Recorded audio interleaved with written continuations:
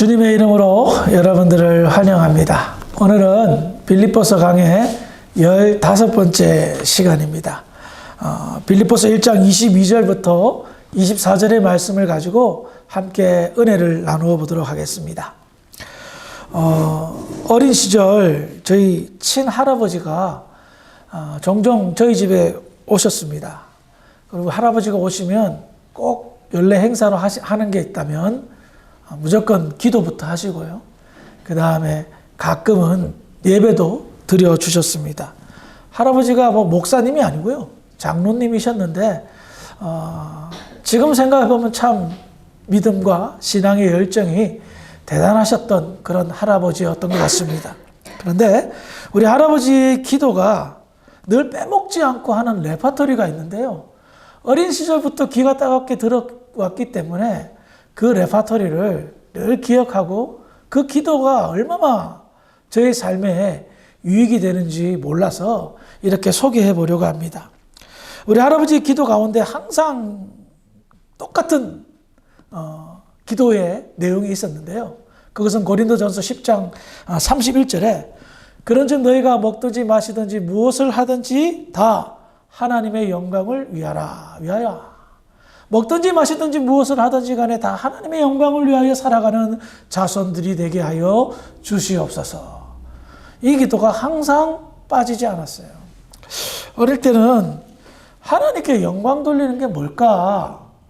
그렇게 생각해 봤을 때 주일날 교회 빠지지 않으면 그게 다인 줄 알았습니다.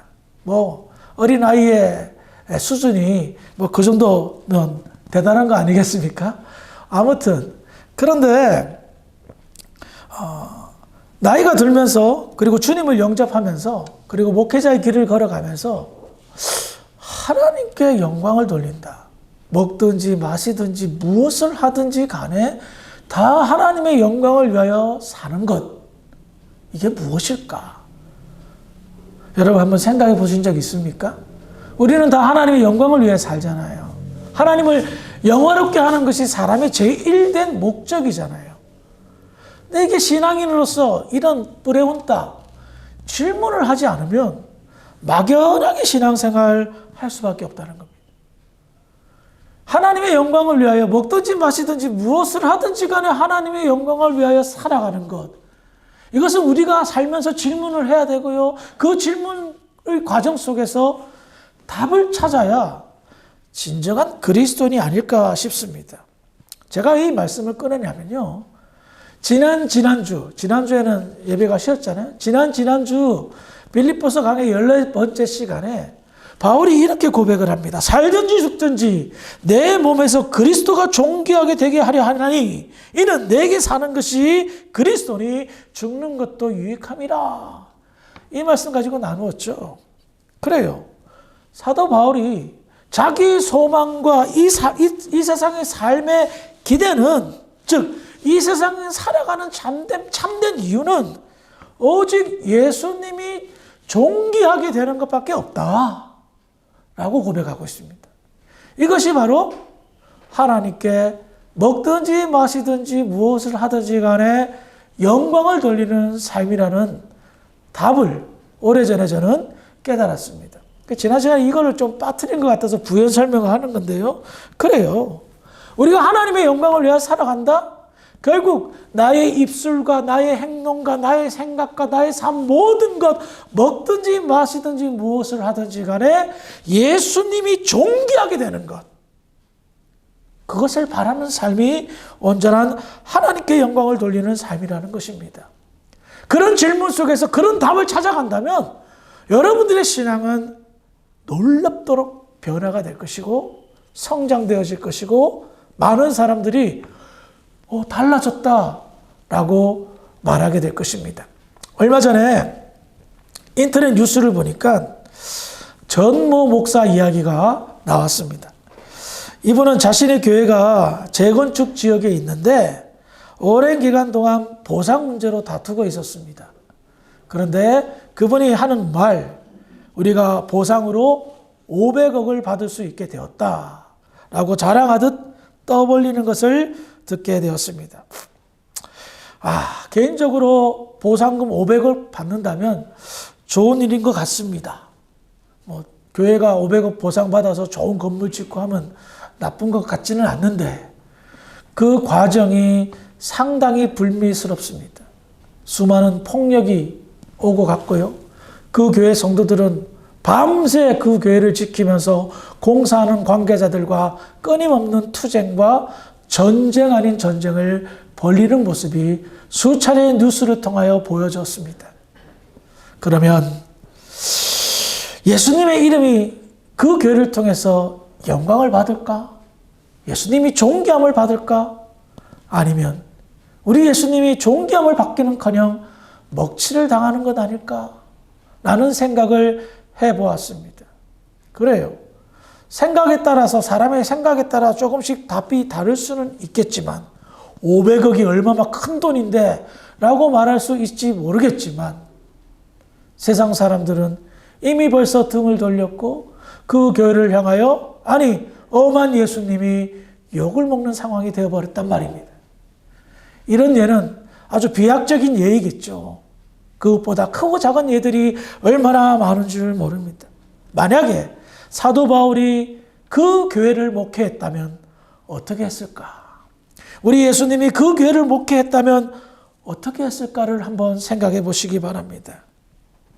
하나님께 영광 돌리기 위해서 포기할 건 포기하고 받을 건 받고 하는 지혜를 구하지 않을까요?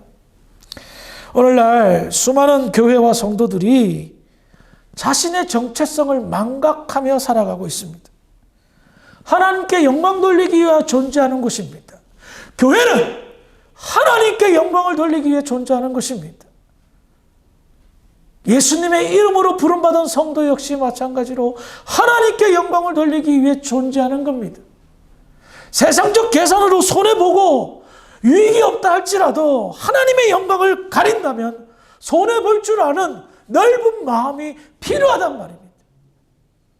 세상적 잣대와 세상의 계산기로 계산해보면 이것으로 인해서 얼마나 망신을 당하고 우리 예수님 이름이 먹칠하는 경우들이 많은 줄 모릅니다. 믿음의 사람들은요, 늘 판단과 생각과 선택을 할 때에 영적인 고민부터 해야 됩니다. 이것이 하나님께 영광을 돌리는 건가? 예수님의 이름을 존귀하게 하는 것인가? 의외로 나름 신앙이 있다라고 말하는 사람들이 미끄러지는 경우들이 많습니다. 왜 그런 줄 아십니까? 손톱만한 욕심 때문에. 욕심 때문에. 자기 이름이 먹칠하는 것은 뒤에서 사람들이 수군거리는 것은 아랑곳하지 않죠. 그래요. 자기 이름 뒤에서 수군거리는 거 아랑곳하지 않는다 칩시다.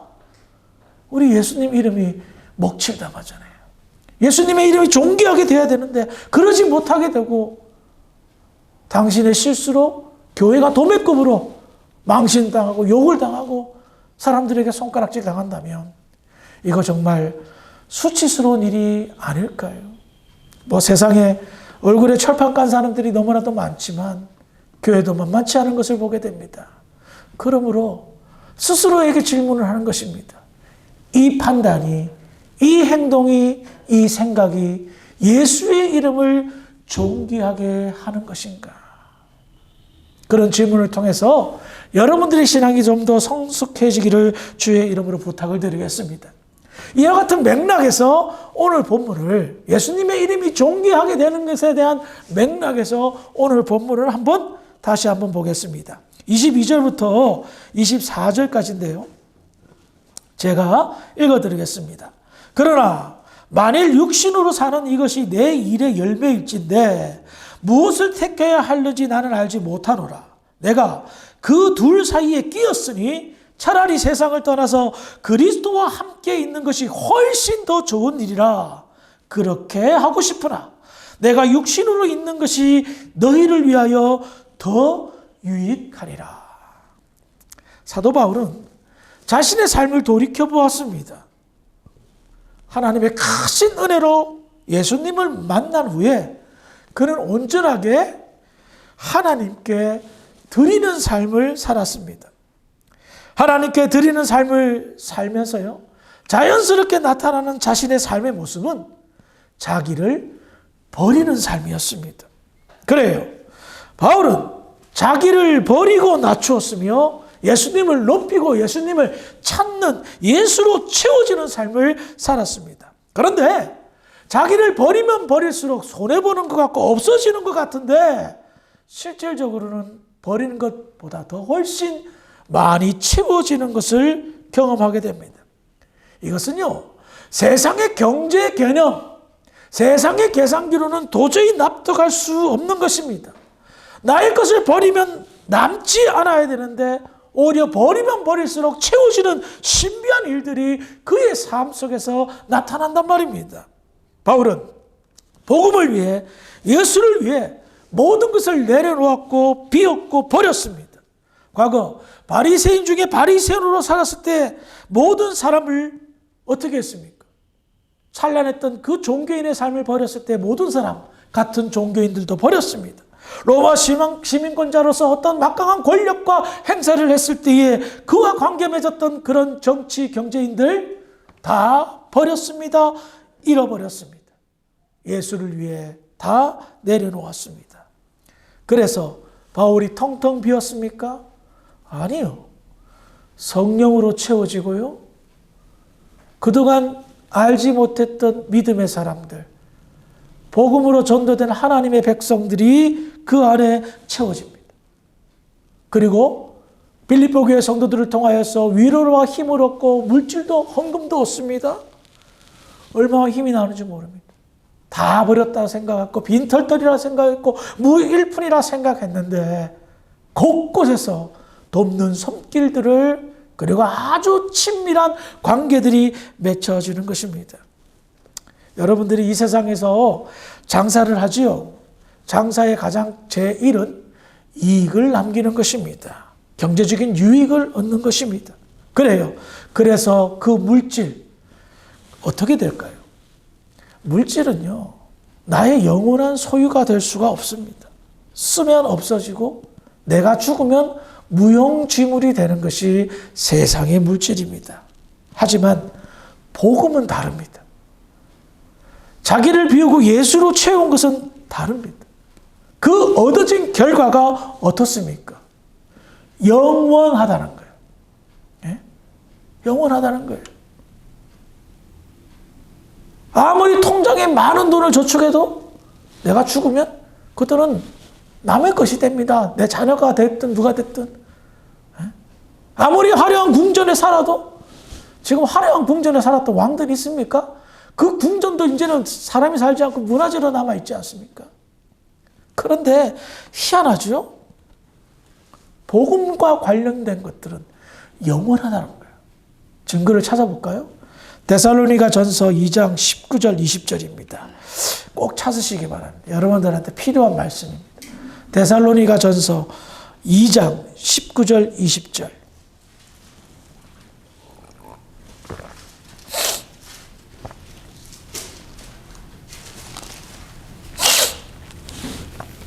찾으셨습니까?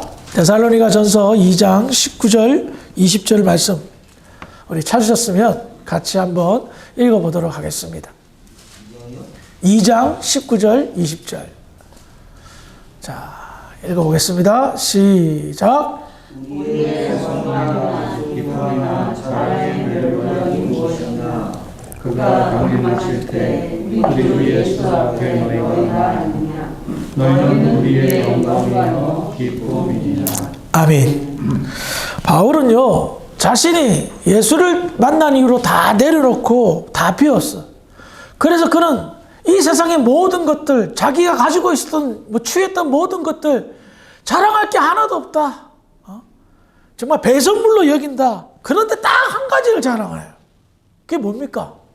자기가 살아 생전에 복음을 전해서 열매를 맺었던 하나님의 백성들, 예수를 믿게 된 그 사람들이 자기가 하나님의 나라에 가게 될 때에 뭐라고 말합니까?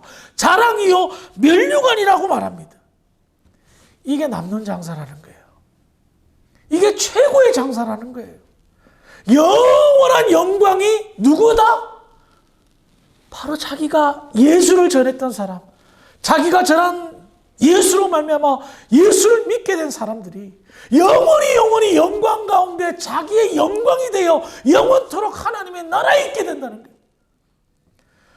그래서 어찌 보면요, 목사가 정말 축복받은 사명인인 것 같아요.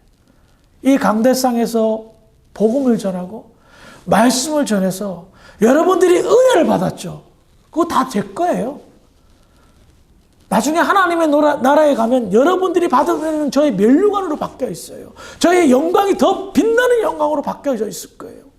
내가 누군가를 위해서 기도해 주고요, 복음을 전해서 예수를 믿고요, 성도들이 신앙생활하면서요, 같은 성도들끼리 서로 사랑을 나누고요, 서로 섬기고요, 나의 것을 베풀고요, 손해보는 것 같죠? 내 돈 나가니까. 아니요. 하나님의 나라에 다 저축이 되는 거예요. 그 사람이 받았던 감사가 나의 면류관이요, 그 사람이 받았던 은혜가 나의 영광이 된다는 것을 지금 바울이 얘기하고 있단 말이에요. 그래서 어리석은 사람은요, 멀리 못 보고 앞에만 보는 거예요. 아이고, 내 돈, 내 주머니 꽉 쥐고 안 놓고 있다가 어떻게 돼요? 나중에 다 휴지 조각 되는 거예요.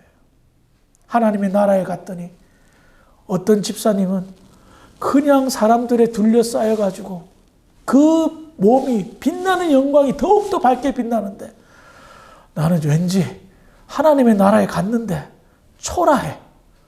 이게 천국 맞아? 이러면 안 되잖아요. 제가 여러분들한테 가르쳐주고 싶은 신앙의 답이 이거예요.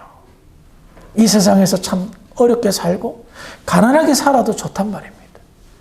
뭐 어떤 사람은 운이 좋아서 돈을 많이 벌 수도 있고요, 어떤 사람은 노력하고 애써도 그렇게 돈이 안 벌릴 수도 있어요. 그런데 여기까지예요. 아시겠어요? 바울의 고백을 방금 읽었잖아요. 나의 기쁨이요, 나의 자랑이요, 나의 면류관은 바로 내가 전한 예수 때문에 예수 믿은 당신들입니다. 당신들은 나의 자랑이요, 나의 영광이요, 나의 면류관입니다 라고 얘기하고 있지 않습니까? 바울 어떻게 죽었습니까? 목잘로 죽였어요. 감옥에 수차례 갇혔어요. 수도 없이 두들겨 맞았어요. 수도 없이 배고프게 살았어요. 이리저리 방황하며 살았어요. 예수 믿는 사람들이 많을 때는 환대 받았지만 예수 믿는 사람들이 없을 때는 천대 받았어요. 복음의 회방꾼들에게 얼마나 많은 고통을 당했어요. 그런데 그는 아랑곳하지 않았어요. 왜? 지금 장사 잘하고 있거든. 돈 많이 벌고 있거든요. 영적인 갑부가 되어 있거든요. 재벌이 되어 있는 거예요. 재벌이. 하나님의 나라에서는요, 우리가 예수님 때문에 비우고 버린 모든 것들이 영광으로 변화되어 영원토록 가치 있게 빛날 줄 믿으시기 바랍니다. 여러분 자신을 위해서도 기도하세요. 그런데 목사를 위해서, 또 우리 성도를 위해서, 또 누군가를 위해서 기도하는 거요, 그게 그 시간이 아깝다고 생각해요? 그 시간이 어렵다고 생각해요? 어리석은 거예요. 그건 돈을 줍는 거예요. 길거리에 달러가 깔려있는 거 막 줍는 거예요. 왜? 하나님의 나라에 그 기도가 다 보석으로 박혀있기 때문에. 누군가 나를 위하여 기도하는 그 기도가 지금은 안 들리는데 하나님의 나라에 가면 어떻다? 다 나와요. 다 새겨져요. 천지를 지으신 하나님께서 하나도 낱낱이 빼먹지 않고 다 계산했다가 주시는 거예요. 그러니 영적인 생활하는 거, 신앙생활하는 게 얼마나 축복인지 몰라요. 네? 우편 강도에 예수님 돌아가실 때 있었던 우편 강도가 예수를 믿음으로 죽기 전에 낙원을 갔습니다. 예, 천국에 갔어요. 수에르 때. 하지만 그는 천국에서 받을 만한 영광이 거의 없습니다. 마지막 그 한 고백 때문에 재수 좋게 천국에 갔죠. 저는 천국에 차등이 있다고 말하고 있지 않습니다. 오해하지 마십시오. 천국에는 차등이 없습니다. 하지만 깔리다시 다를 겁니다. 질이 다른단 말입니다. 우리가 받는 영광, 그 질이 다르단 말입니다. 그래서 그리스도인들은요, 조금은 모자라야 됩니다. 내가 손해보고, 내가 피해보고, 내가 낮추고, 내가 겸손하게. 그런데 속셈은 다 하나님의 나라의 영광 가운데 있는 거예요. 그 비밀을 나누고 싶습니다. 깨닫기를 바랍니다. 그래서 조금씩 여러분들이 변화가 돼서 과거의 헌신이 좀 더 깊은 헌신으로, 과거의 봉사가 좀 더 깊은 봉사로 나아가게 된다면 여러분들의 신앙의 질은 너무나도 달라지게 될 것입니다. 하나님의 나라에 가면요, 큰 대형교회 다니는 사람하고 소형교회 다니는 사람하고 무슨 차이가 날까요? 오히려 소형교회가 더 축복을 많이 받을 줄 믿으시기 바랍니다. 왜 그런 줄 아세요? 대형교회 다니는 사람, 교회만 왔다 갔다 합니다. 예배에 참여자가 아니라 예배 구경꾼으로 이렇게 왔다가, 오늘 목사님 말씀 좋네. 와, 성가대 화려하네. 50 찬양단 멋있네. 평가하다가 떠납니다. 하지만 작은 교회는요, 내 손이 안 가는 데가 없잖아요. 쓸어야 되죠. 닦아야 되죠. 이 나이에 내가 빗질하리 하지만 해야죠. 어떻게 될까요? 그게 다 하나님의 나라의 영광으로 바뀐다는 거예요. 이 비밀을 사람들이 간과해요. 저는 그 비밀을 예수를 믿으면서 알았어요. 깨달았어요. 그래서 예수를 위해 사는 것이 얼마나 큰 축복이라는 사실을, 예수를 존귀하게 하는 것이 얼마나 큰 축복이라는 사실을 깨닫게 되었어요. 그깟 500억? 그래요. 그 얼마나 가겠어요? 500년 갈까요? 50년 갈까요? 택도 없습니다. 주의 이름을 더럽혔는데 무슨 그것이 존귀하게 되겠습니까? 영원하게 가겠습니까? 바울은 예수의 이름만 존귀하게 된다면 다른 거 다 필요 없다는 거예요. 그래서 그가요, 이렇게 얘기합니다. 23절, 24절, 오늘 본문, 빌립보서 1장 23절, 24절, 제가 읽어드릴게요. 내가 그 둘 사이에 끼었으나 차라리 세상을 떠나서 그리스도와 함께 있는 것이 훨씬 더 좋은 일이라 그렇게 하고 싶으나 내가 육신으로 있는 것이 너희를 위하여 더 유익하리라.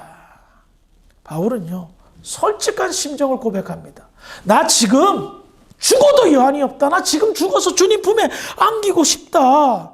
그런데 가만히 생각해 보니까 내가 지금 죽으면 우리 성도들 어떻게, 우리 교회인들, 교회 성도들 어떻게, 그게 걱정돼서 아이고 안 죽는 게 낫겠다 라고 말하는 것입니다.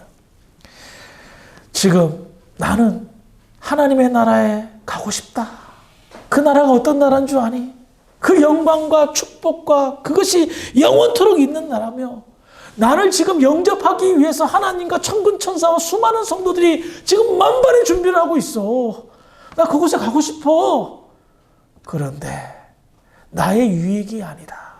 내가 원하면 가고 싶지만 그것이 전체적인 것으로 봤을 때 아직까지는 죽는 게 아니다.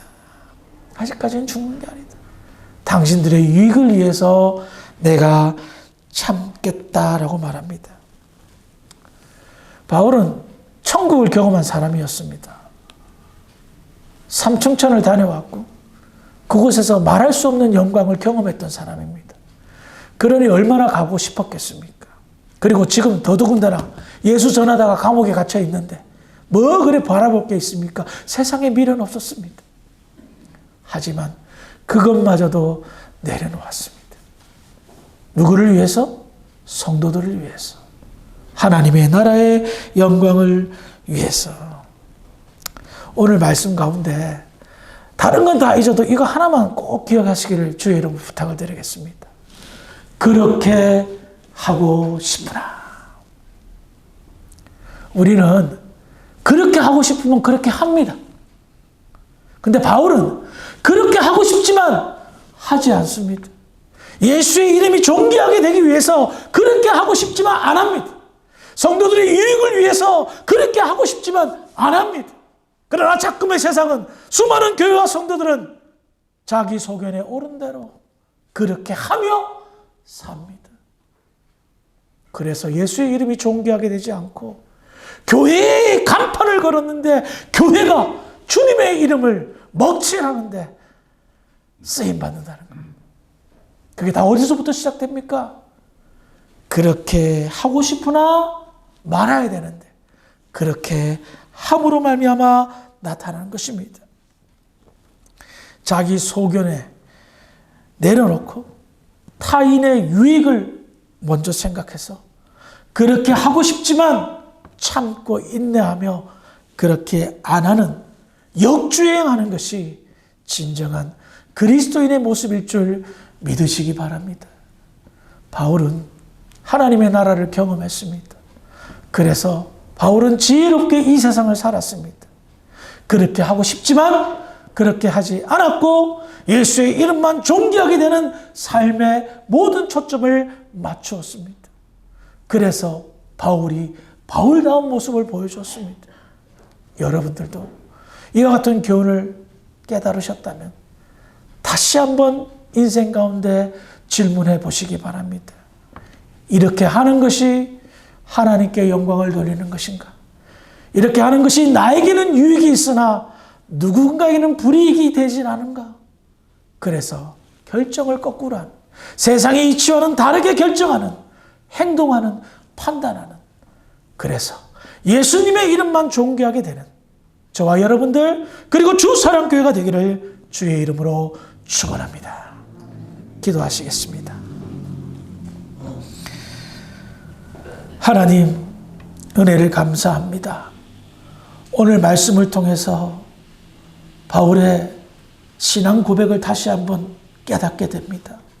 오직 예수의 이름만 존귀하게 되는 것, 그것으로 모든 중심을 잡고 모든 판단과 결정을 했던 그 바울의 모습을 저희들이 배우고 우리들도 따라할 수 있도록 인도하여 주시옵소서. 우리는 그렇게 하고 싶은 유혹이 너무나도 많은 사람이며 지금까지 그렇게 살아왔습니다. 이제는 좀 달라졌으면 좋겠습니다. 그렇게 하고 싶으나 참고 인내해서 성도의 유익을 생각하고 교회의 유익을 생각하고 하나님의 유익을 생각하는 지혜롭고 현명한 주의 백성들 될 수 있도록 인도하여 주시옵소서. 주사랑교회가 오직 예수의 이름만이 존귀하게 나타내는 그런 교회가 될 줄 믿사오며 우리를 구원하신 예수님 이름으로 감사하며 기도합니다. 아멘.